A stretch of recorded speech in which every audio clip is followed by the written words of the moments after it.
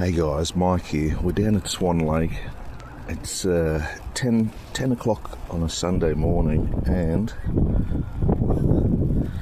it's raining, but the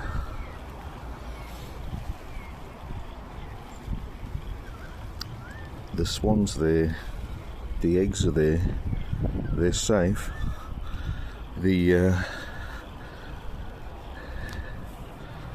The male, who, well, he was there just a minute ago.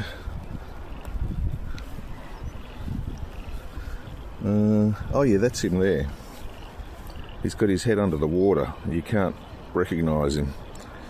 The male, who is properly called a cob, I think that's what a male swan's called, and the female down here, I'm trying to hold the umbrella and not drop the phone in the lake at the same time.